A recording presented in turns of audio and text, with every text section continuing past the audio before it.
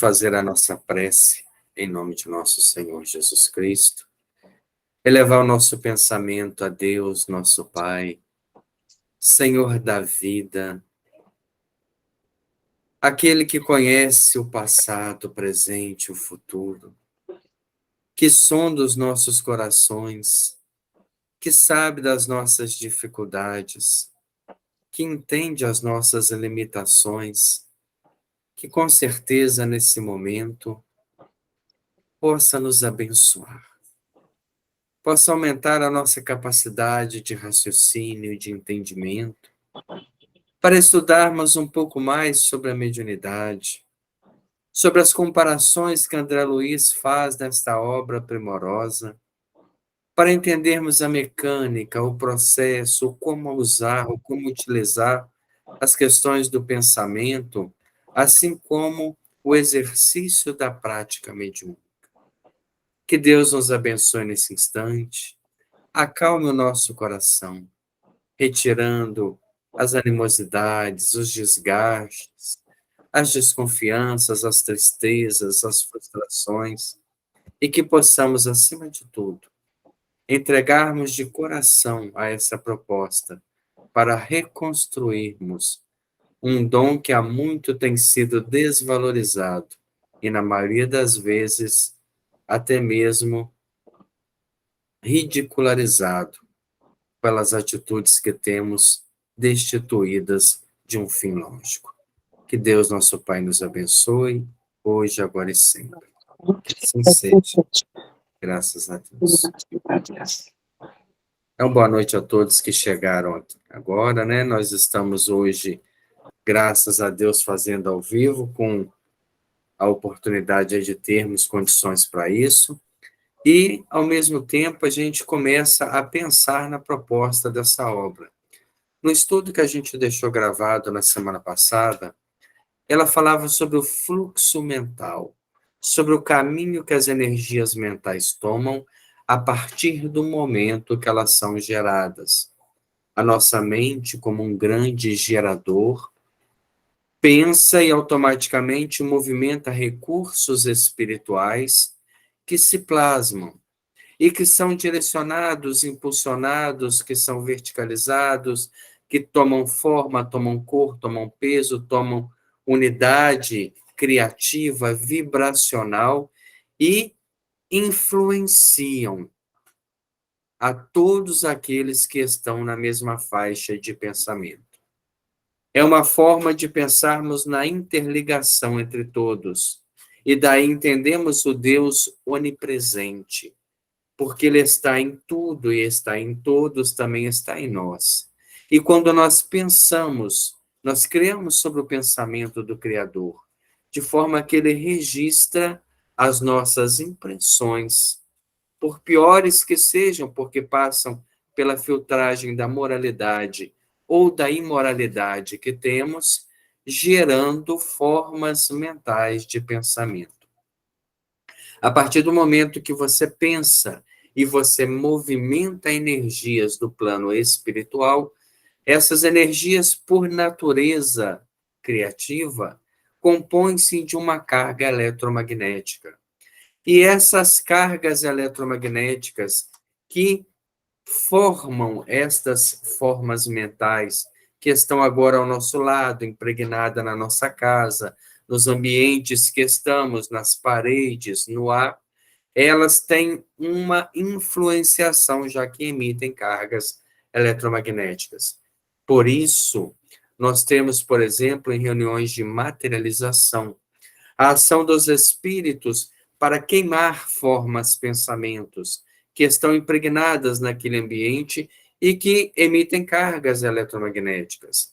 Nós temos, por exemplo, uma das obras de André Luiz, não vou lembrar agora exatamente qual, mas quando ele fala da casa transitória e do fogo purificador, de uma tempestade que acontece no mundo espiritual, queimando formas mentais dos espíritos que viviam naquela região. Quando nós temos as tempestades tão comuns nesta época, mas que limpam o ambiente, a psicosfera do planeta, justamente para queimar Essas formas que estão sendo geradas constantemente, porque nós pensamos 24 horas por dia, acordado, dormindo, refletindo, lendo, assistindo alguma proposta, nós estamos pensando e refletindo, e com isso emitindo ondas que vão criando a psicosfera da nossa casa, da nossa mente, da nossa rua, da nossa cidade, do nosso país, consequentemente do nosso planeta. Perdão. Então, nós não temos na Terra uma psicosfera elevada, porque a grande maioria dos espíritos que estão encarnados ainda são espíritos muito mais ligados à animalidade, ao princípio evolutivo. Então, eles estão muito ligados aos interesses pessoais, ao egoísmo, ao orgulho, à vaidade. E isso faz com que eles emitam cargas um tanto quanto diferenciada daquelas das colônias espirituais. Então, eu desencarnando hoje, nesse exato momento, todos nós estamos fadados a isso, eu só conseguirei viver em um ambiente de cargas mentais semelhantes. Então, eu não vou sair daqui para uma colônia espiritual superior se o meu pensamento de hoje já não comporta a carga eletromagnética dessa colônia, é o nível de pensamento. Por isso que André Luiz, até mesmo no filme Nosso Lar, ele chega a falar: se eu tiver uma explosão de ódio, eu retorno para o umbral com certeza, porque ele... Deixa eu ver aqui se eu consigo melhorar o som. Aí está no máximo agora. Vou falar também um pouco mais perto aqui do aparelho para ver se ajuda. E isso faz com que a gente acabe perdendo a oportunidade de conviver com os bons, porque a nossa vibração não nos permite esta convivência superior. Nós temos que ter muito cuidado com essa questão, justamente na educação do pensamento. Nós nos preocupamos, às vezes, com aquilo que aparentamos, nós nos preocupamos com aquilo que vestimos, com aquilo que as pessoas leem da nossa imagem, mas não preocupamos com a nossa conduta mental. E é essa conduta mental que rege a vida espiritual. Por isso, o fluxo mental é muito importante, porque ele determina para onde eu vou, para onde eu estou e como eu vivo, a partir das energias mentais que sou capaz de emitir. E hoje, na sequência, no desenvolvimento desse tema, nós temos o título Onda Mental. A princípio, ele faz uma comparação com os aparelhos eletromagnéticos, os aparelhos eletrodomésticos, que nós temos de som e imagem, e depois ele faz um fechamento para com a nossa mente. Diz ele para nós: ondas hertzianas. Hertz foi um físico alemão que constatou, que comprovou as ondas eletromagnéticas transportando mensagens. Daí ele cede, né, as iniciais do seu nome, Hertz, às ondas hertzianas. Examinando sumariamente as forças corpusculares de que se constituem todas as correntes atômicas do plano físico, podemos compreender sem dificuldade no pensamento ou radiação mental a substância de todos os fenômenos do espírito, a expressar-se por ondas de múltipla frequência. Então, ele coloca que a nossa mente, quando pensa, ela emite uma radiação mental. Essa radiação não tem outra origem, outro princípio que seja as ondas eletromagnéticas. Então, a partir do momento que eu penso, que eu falo, ou que eu estou refletindo, eu estou dentro de um padrão de ondas. Quais ondas são essas? Aquelas que se comprazem com o meu mundo íntimo. Então, se hoje nós pensamos positivamente, nós acreditamos no bem, nós sempre temos uma palavra e uma postura otimista, o meu reflexo, a minha radiação mental, ela é superior e eu consigo ascender a influenciação dos benfeitores espirituais. Se em contrapartida o meu pensamento é pessimista, a minha reflexão é pessimista, é imediatista, é autoritária, é violenta, eu tenho uma radiação mental mais ligada aos fenômenos inferiores, trazendo para o meu lado as companhias espirituais que são similares. Porque a partir do momento que se pensa, e esse pensamento tem uma natureza eletromagnética, ele atrai pensamentos similares. Na verdade, nós estamos mergulhados num oceano de ondas a nível de universo. Então, quando eu penso positivamente, quando eu estou construindo algo no bem, fazendo um trabalho construtivo, compondo uma peça de alto nível, uma música elevada, nós estamos sintonizando com correntes mentais universais. Lembremos, por exemplo, que no livro Renúncia, o espírito de Alcione morava na constelação de Sírios e trabalhava na música elevada. Então, de lá, ela recebia as vibrações daqueles que conseguiam captar aquele nível de pensamento. Aí a gente começa a pensar, mas eu sou uma pessoa comum, eu sou uma pessoa... E vou continuar sendo assim, porque o meu pensamento me limita. A partir do momento que eu não quero, e o capítulo de hoje fala sobre a vontade, sobre a alavanca da vontade, sobre como ela proporciona uma onda mental característica.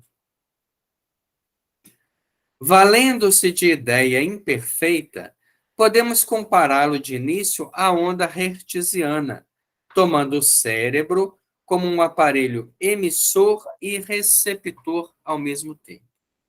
Então, mesmo comparando com a onda hertziana, com a onda que nós usamos, por exemplo, nos aparelhos de televisão, o nosso cérebro ele seria tanto uma torre que emite e, ao mesmo tempo, um aparelho que recebe. Pela sua natureza completa, complexa, privilegiada na criação, já que o ser humano, né, é a obra-prima do planeta Terra, ele tem na sua constituição mental, no órgão cerebral, um transmissor e receptor de ondas hertzianas. Então, eu posso mentalmente transmitir o meu pensamento e posso receber pensamentos similares ao meu, no mesmo padrão vibratório. Daí se funde, por exemplo, comunicações de ordem superior, de ordem intermediária, de ordem inferior. Daí se dá processos da mediunidade na comunicação e na intercomunicação com os espíritos. Daí se dá os processos obsessivos, daqueles que vão nos induzindo, nos hipnotizando a conter a nossa onda vibratória a um determinado ponto onde para eles é aprazível. Imaginemos, por exemplo, o caso da viciação, dos espíritos que precisam continuar viciando pessoas para ter, através delas, sensações que perderam a partir do momento que deixaram o corpo físico. Eles precisam manter todas essas pessoas na viciação, no pensamento enfermiço, na viciação alcoólica, na drogativa, na sexual, na maledicência, na irritabilidade. Eles precisam de alguém para se expressar. Então, eles conduzem aquela mente a não sair daquele ponto neutro, daquele ponto duvidoso, daquele ponto indiferente, daquele ponto que ela não cresce para que eles tenham sempre acesso. muitos desses espíritos, nós temos um exemplo claro no livro Missionários da Luz, eles não adentram a casa espírita, porque uma vez lá dentro, eles se submetem a serem também induzidos a melhorar mentalmente. Mas eles ficam lá fora nos aguardando. E quando nós saímos da casa espírita e voltamos a ter as mesmas reflexões, deixando o evangelho lá dentro, não trazendo ele para a nossa vivência, nós acabamos baixando o nosso grau vibratório e perdemos o benefício da noite. Ele não é totalmente perdido, porque enquanto eu estou lá dentro, eu me refaço organicamente, energeticamente. Mas quando eu saio, eu volto a me conspurcar, eu volto a me influenciar, a me contaminar com as energias inferiores. E eu acabo sendo a mesma pessoa que sou. Então eu vou lá, aspiro uma vida melhor, mas retorno à mediocridade, porque não mantenho o nível de pensamento superior. Pensamento e televisão. Recorrendo ainda a recursos igualmente incompletos, recordemos a televisão, cujos serviços se verificam à base de poderosos feixes eletrônicos devidamente controlados. Nos transmissores dessa espécie, é imperioso conjugar a aparelhagem necessária à captação, à transformação, irradiação, recepção dos sons e da imagem de modo simultâneo. Observemos como a televisão é um aparelho interessante. Há uma câmera distante que faz uma filmagem, uma retratação de um fato. Ao mesmo tempo, essa câmera transmite a uma emissora que capta aqueles sinais transformados em ondas e transmitem essas ondas dentro de uma frequência. O aparelho televisor que está a centenas, a milhares de quilômetros, registra essa onda através de uma antena que também faz a captação do sinal agora eletromagnético e converte esse sinal em imagem e som. Então, nós podemos dizer que a televisão é um instrumento que está intermediando essa ação, é como se fosse um médium em trabalho, capta ondas mentais e converte em som e imagem. De igual maneira, até certo ponto, o pensamento a formular-se em ondas age de cérebro a cérebro, quanto a corrente de elétrons de transmissor e receptor em televisão. Então, o nosso cérebro faz isso também. Imaginemos agora um quadro. Pensemos em algo familiar. A partir do momento que registramos esse pensamento, ele criou-se uma forma e essa forma ela é de estrutura eletromagnética. Naturalmente, ela expandiu, ela jogou uma onda no universo. E alguém que esteja pensando algo similar dentro da mesma frequência, vai enriquecer o seu próprio pensamento com as vibrações que emitimos.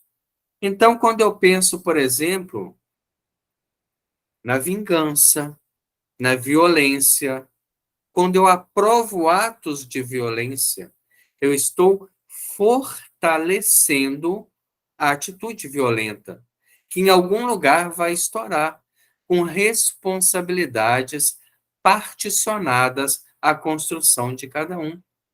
Quando a gente está assistindo, por exemplo, uma partida de esporte, e ali dentro há uma disputa mais acirrada e a gente toma partido, não está certo. Se eu estivesse lá, faria a mesma coisa. Eu estou engrossando o couro da violência.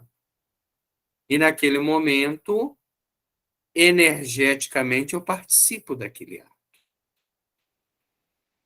Então, a gente vê que a nossa vida mental ela é ativa e que o nosso pensamento interage no universo.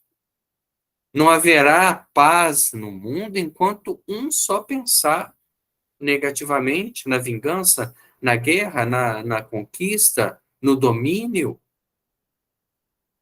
Então, nós passamos a ver como o pensamento precisa estar dentro de um elo de equilíbrio para que ele possa registrar algo de bom. Imaginemos um médium na concepção de uma obra.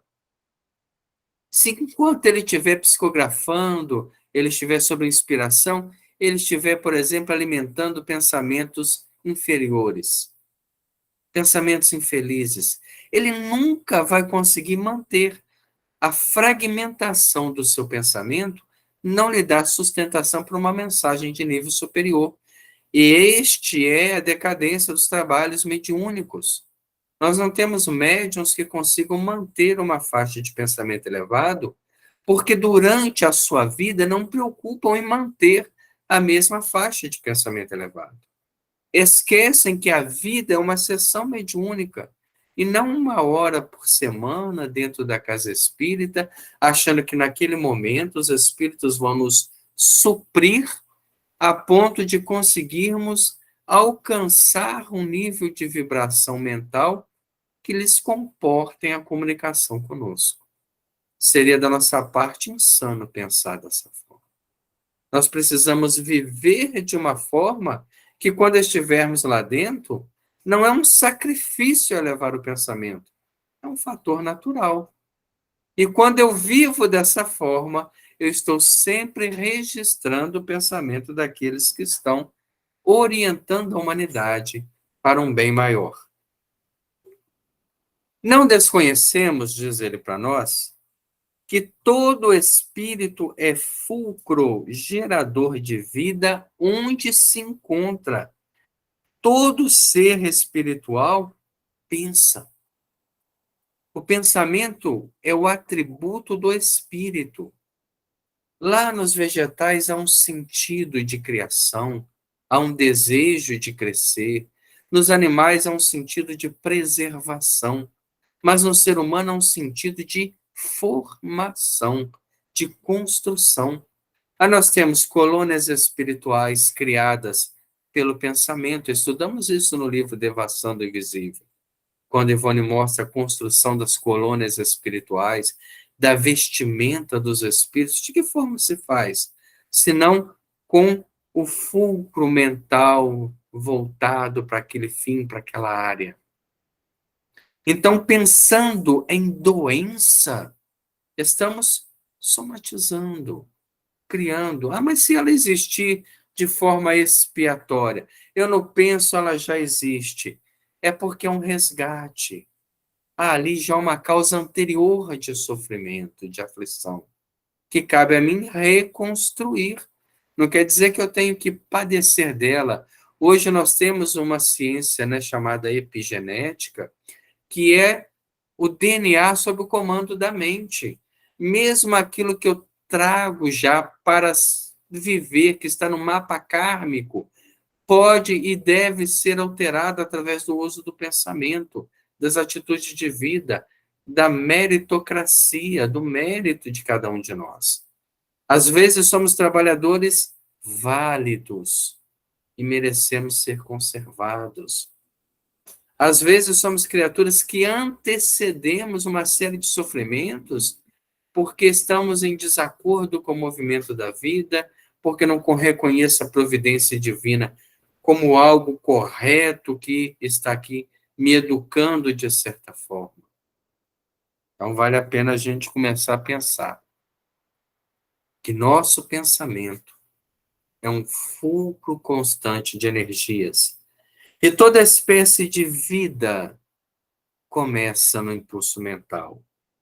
Sempre que pensamos, expressando o campo íntimo na ideação e na palavra, na atitude e no exemplo, criamos formas, pensamentos ou imagens, moldes que arrojamos para fora de nós, pela atmosfera psíquica que nos caracteriza a presença. O que é atmosfera psíquica, né? Lembra do ser, o ser espiritual, o ser pensante, o ser humano, e à medida que ele pensa, ele tem à sua volta aquilo que nós denominamos de aura. Essa aura nada mais é que uma projeção do seu sentimento, daquilo que ele é. Então, ela carrega consigo a carga emocional. As pessoas que se aproximam de nós sentem essa carga. Quanto mais sensível a pessoa, mais ela se apercebe daquilo que nós somos. Tem pessoas que só de aproximarmos, nós temos um certo receio. É o tipo de pessoa que nos dá aversão. Tem pessoas que só de nós aproximarmos, a gente se sensibiliza. Imaginemos como era aproximar de Jesus. Quem teve a oportunidade de ler o livro há 2000 anos, vai lembrar muito bem de quando Públio Lentulus veste-se como uma pessoa comum e sai ao encontro de Jesus a pedido da sua filha Flávia. E quando ele aproxima-se de Jesus, ele sente toda uma diferença na própria natureza. Parece que os vegetais, eles reagiam à atmosfera psíquica do Cristo. Tamanha era a irradiação. Imaginemos o que era estar diante daquela alma. Nós tivemos um exemplo, né, com todo respeito à distância de nosso Senhor, mas um exemplo muito próximo de Chico Xavier, das pessoas que se aproximavam dele e se sensibilizavam com aquela renúncia, com aquela postura, com aquela fé viva, demonstrando que é possível. Isso é a projeção, é a nossa. E os nossos pensamentos, eles projetam, eles estão em torno de nós. Então, em torno de nós pode-se ter, né, a leviandade, o crime, o homicídio, a corrupção, a sensualidade. Em torno de nós pode ter o bem, a tranquilidade, a paz, o conforto. Depende do que a nossa alma gera. Os pensamentos são reflexos das nossas emoções, que estão apoiadas nos nossos valores morais. Eles estão gerando a nossa natureza espiritual, que é visível à espiritualidade. Eles, ao aproximar de nós, conhecem o nosso potencial, através daquilo que nós estamos refletindo até a nossa aura.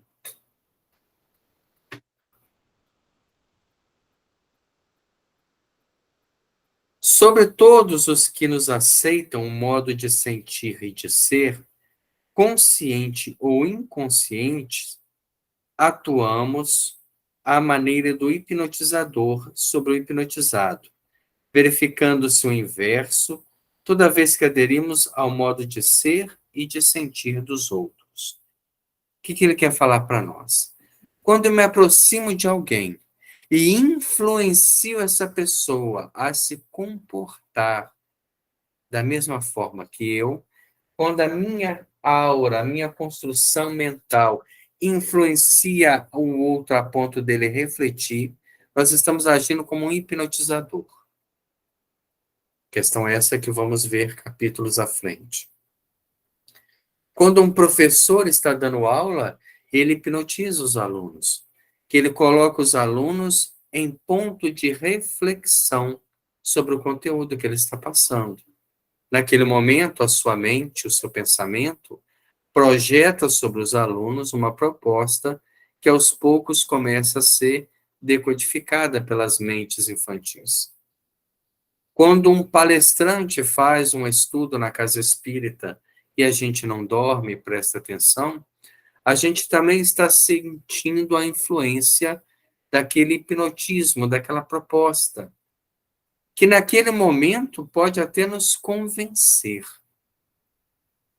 Mas converter é um passo um pouco mais profundo, que aí vai depender da minha atitude perante a reflexão. E quando eu estou na casa espírita, mas durmo e não escuto a proposta, é que as mentes que estão lá fora conseguem atuar na minha mente.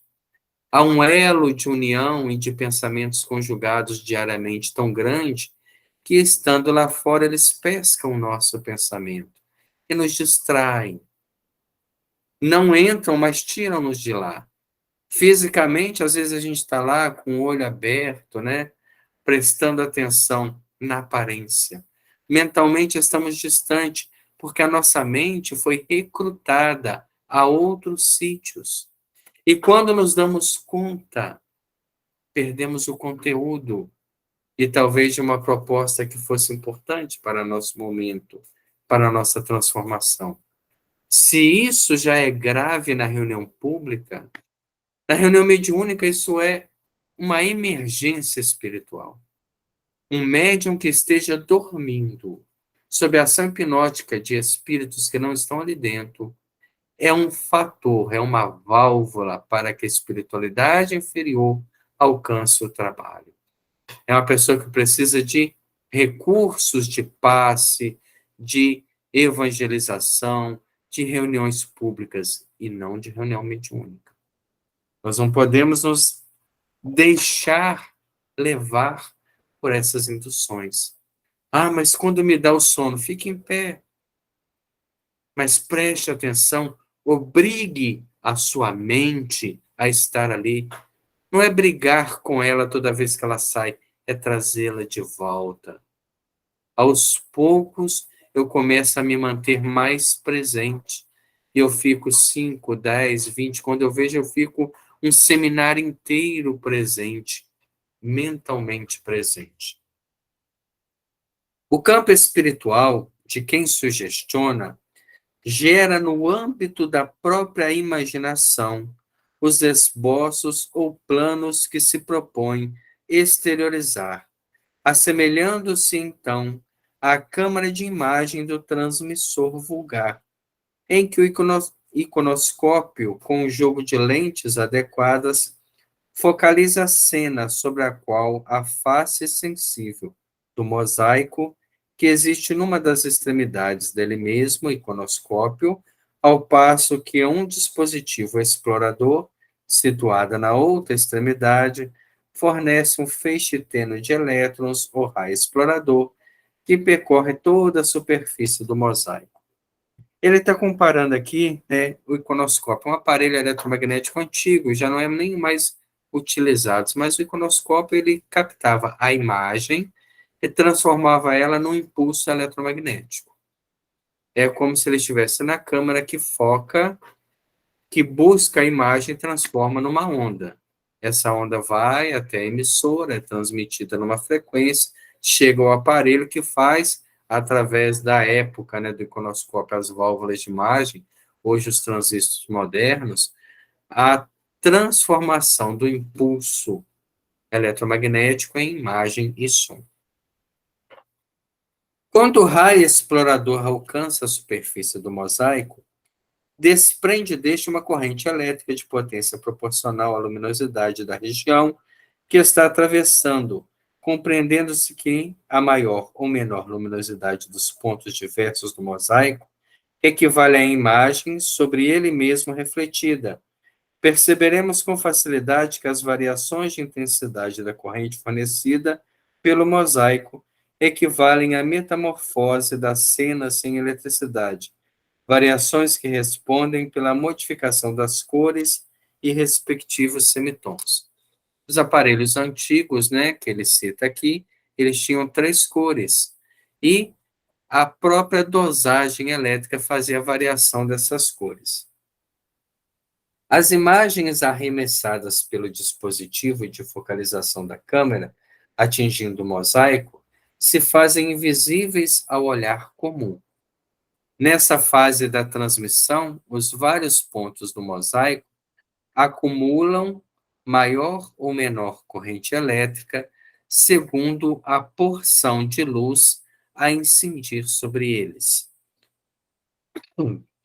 Somente depois dessa operação, que prossegue em variadas minudências técnicas, é que a cena passa ao transmissor da imagem, a reconstituir-se por meio do cinescópio ou válvula de imagem no aparelho receptor. Válvula essa cujo funcionamento é quase análogo ao do iconoscópio na transmissão, embora fisicamente não pareça. Lembremos que nós estamos estudando uma obra da década de 50, onde se usava ainda estes recursos. Hoje nós temos recursos muito mais modernos na eletrônica, que fazem essa captação, a decodificação de imagem. Nós temos, né, uma série de televisores cada vez mais modernos, com uma quantidade muito maior de resolução de imagem, mas ele está aqui fazendo uma comparação apenas para agora mostrar o campo mental daquilo que nós tínhamos na época.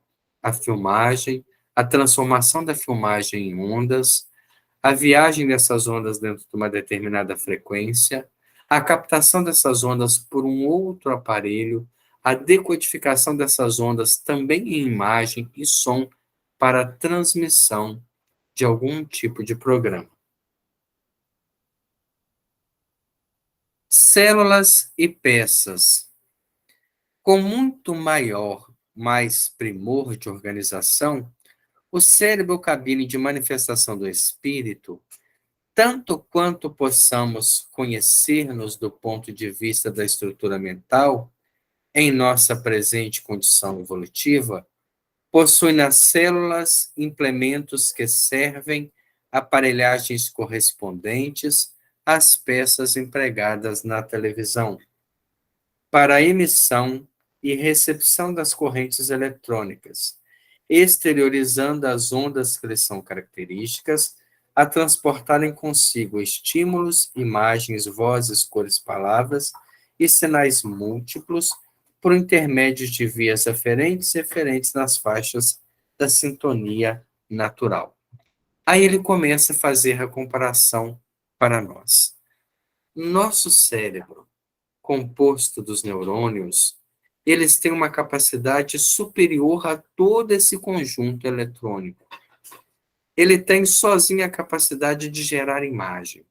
Por exemplo, eu posso fechar os olhos e fazer uma meditação numa determinada imagem conhecida, como o Cristo Redentor no Rio de Janeiro.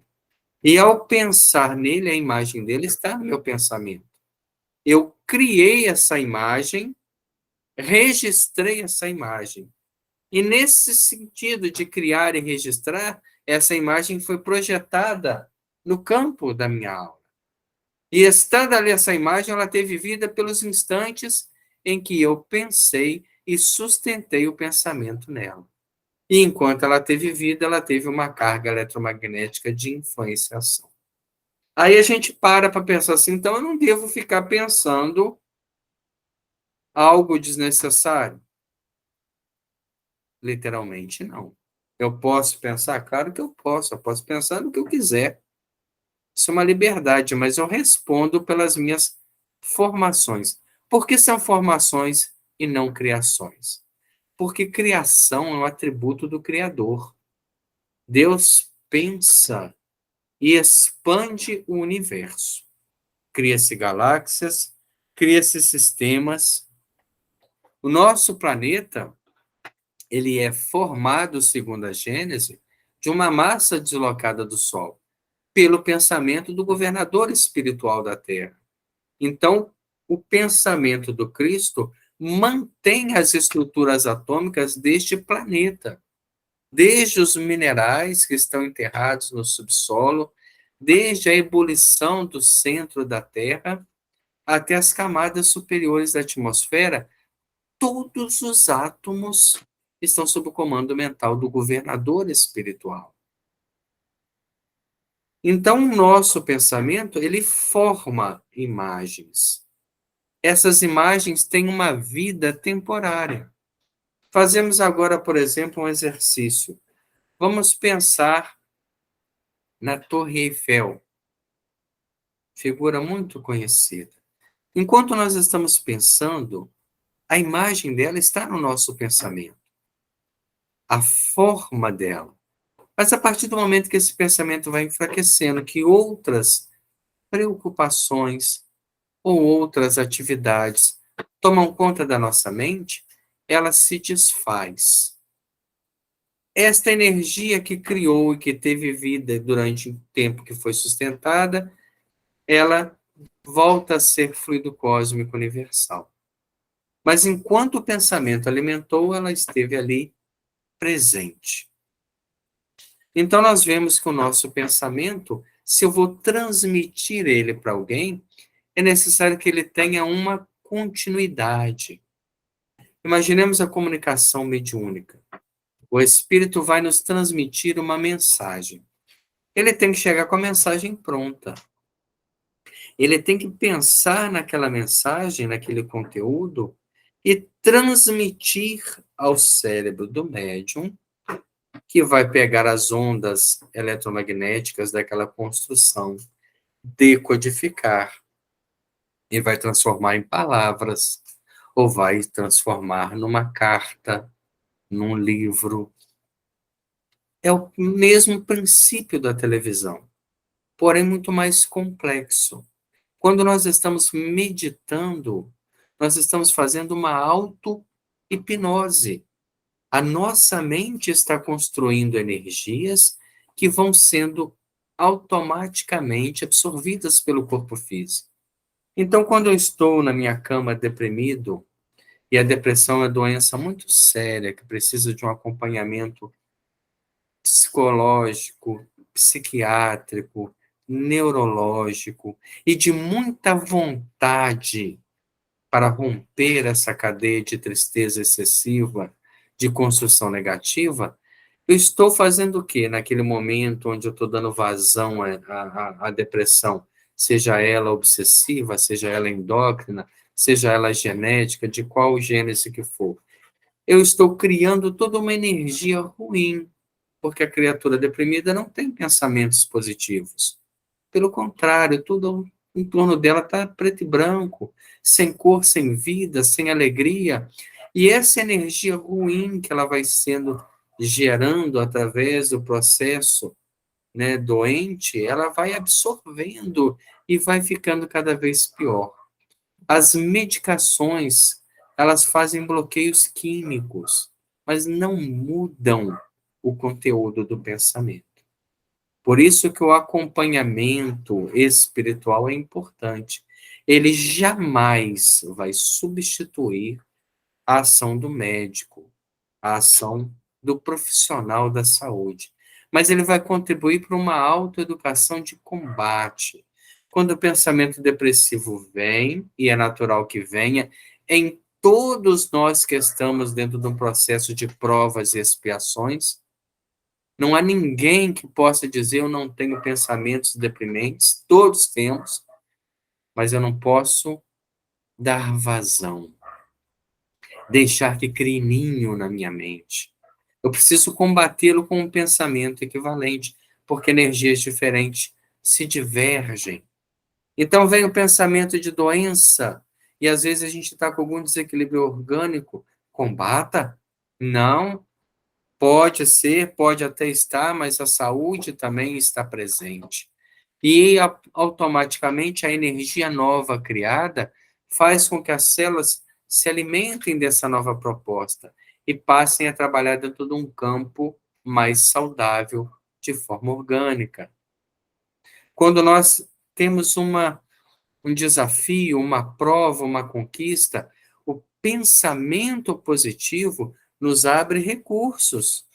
Quando eu já entro derrotado para uma entrevista de trabalho, perdão, ou para alguma prova que eu vou fazer, para algum concurso, o próprio pessimismo, a própria tristeza me limita a perceber, né, essas ondas mentais que giram, que estão correndo em torno de nós.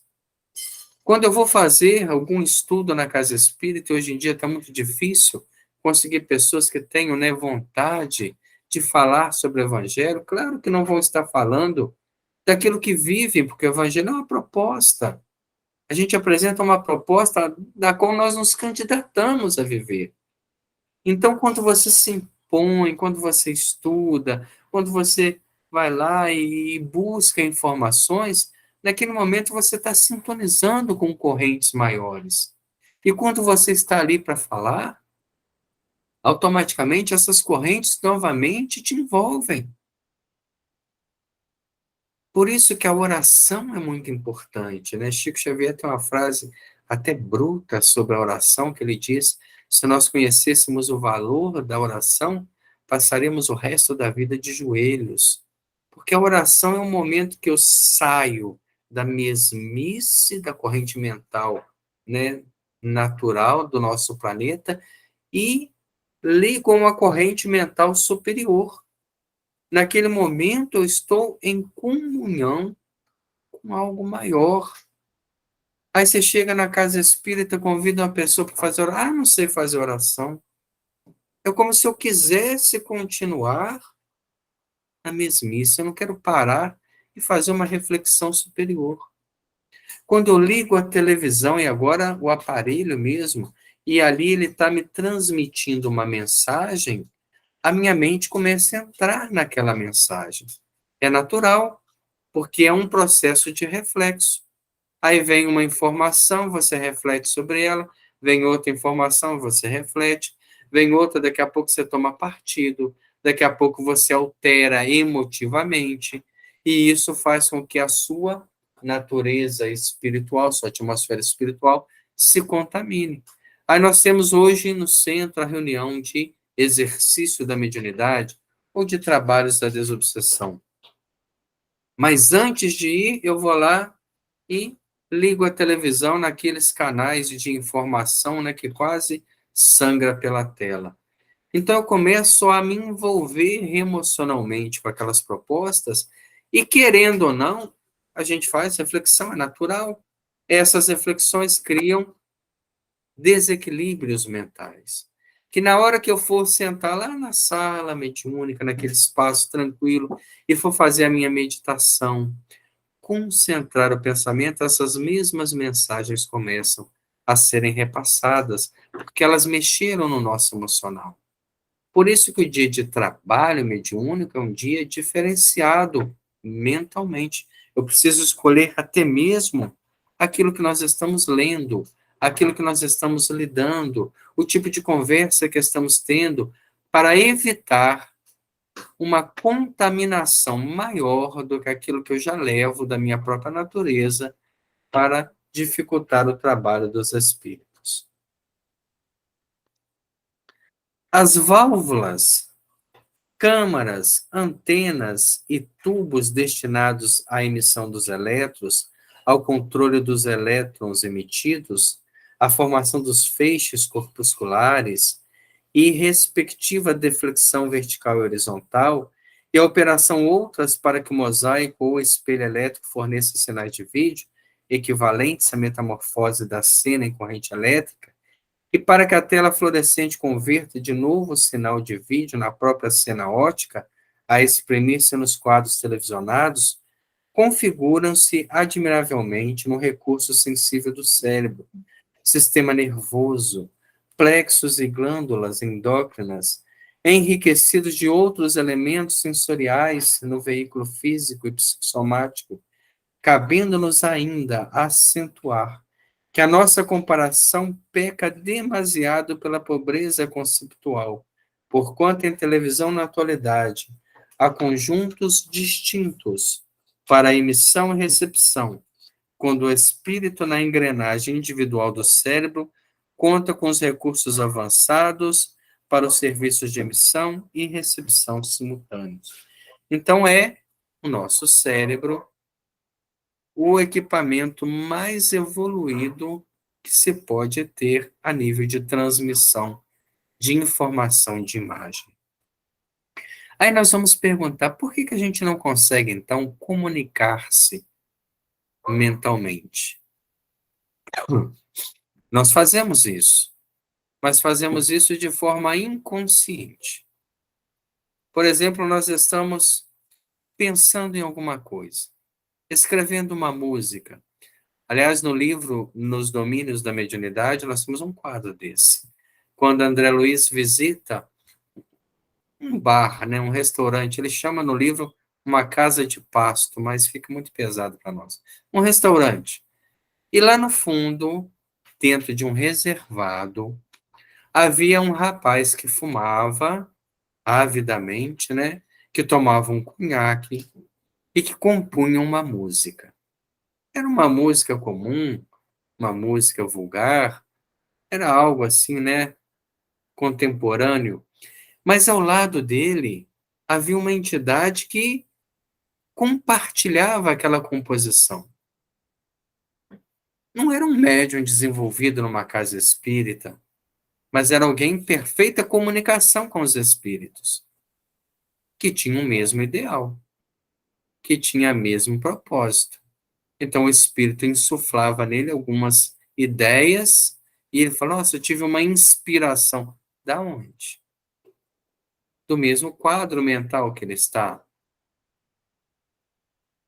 Dizem que Dante, quando escrevia a Divina Comédia, ele estava recluso em um monastério e várias vezes viram o espírito de Horácio ao seu lado, seu mentor espiritual, que o acompanhou nas 3 viagens citadas naquela obra muito interessante a nível de mundo espiritual. As cartas de Paulo, no final da vida, quando ele já doente, cansado, e já não tinha mais como viajar, ele recebe a visita do Cristo, que diz a ele, doravante, Estevão estará ao seu lado e interpretará o meu pensamento para que você escreva. São obras de mediunidade puríssimas.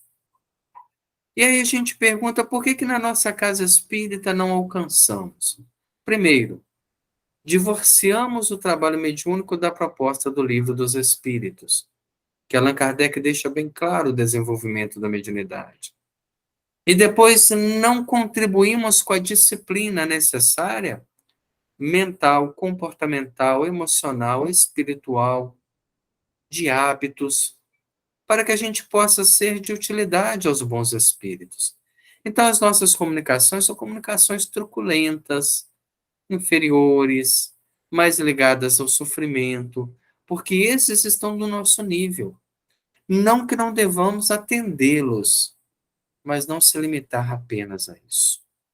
A mediunidade também está ligada à influenciação superior, à orientação dos bons espíritos, à orientação dos trabalhos de uma casa, e eles só vão fazer se tivermos médiums em condição. Quando nós estamos estudando o pensamento, a gente vê que é ele o veículo de transmissão de mensagem. Então, se eu estou sintonizado apenas da mediocridade para baixo, eu nunca vou ser médium dos espíritos da mediocridade para cima. Que fica aí a reflexão dessa noite. Semana que vem a gente continua, que ainda temos uma parte para desenvolver nesse capítulo. Mas nunca ficou tão claro que não basta mudarmos atos e palavras sem cuidado interior. Claro que é importante, mas quando eu mudo o interior, naturalmente eu mudo atos e palavras. Eu não tenho mais a pretensão de enganar ninguém. Os espíritos nunca vão se enganar com a nossa fala macia e com a nossa apresentação impecável. Eles vão olhar a emissão, a nossa atmosfera fluídica, a emissão do nosso sentimento. Vamos agradecer a Deus, então, por esta reflexão. Vamos elevar o nosso pensamento ao nosso Pai Celestial e pensar, Senhor, quantas vezes não tenho preocupado com o meu pensamento. Mas hoje, Senhor, depois dessa proposta, pretendo, sempre que possível, estar com uma reflexão positiva na mente, olhar as coisas sem julgar, enxergar nos outros os defeitos que eu também tenho e ter empatia pelas pessoas, não condenar ninguém, não falar mal do próximo. E quando a maledicência chegar aos meus ouvidos, que ela morra ali, Senhor, sem que ela receba a alimentação das minhas emoções e com isso contamine a minha própria natureza. Porque só seremos puros quando realmente tudo que partir de nós também for puro. Nos instantes finais do nosso trabalho, Senhor, nós irradiamos o pensamento ao Lar Cristão Paulo de Tarso, aos nossos companheiros que lá estão, muitos aguardando o momento da libertação, outros em expiação dolorida, estando distanciado dos familiares, alguns ainda guardando consigo revoltas, tristezas, outros que partiram, mas não se libertaram da instituição. Que neste momento, Senhor, a espiritualidade possa se fazer presente, possa balsamizar toda aquela instituição, fazendo através da respiração a medicação que nossos irmãos precisam, pacificando-os, dando uma noite tranquila de sono, restaurador das energias do corpo, levando uma esperança a todos aqueles que ali estão, funcionários internos. E a nós, Senhor, que mais tarde, fora do corpo físico, possamos continuar nos trabalhos que a espiritualidade nos aguarda. Muito obrigado por mais essa oportunidade e continue conosco, hoje, agora e sempre. Que assim seja, graças a Deus.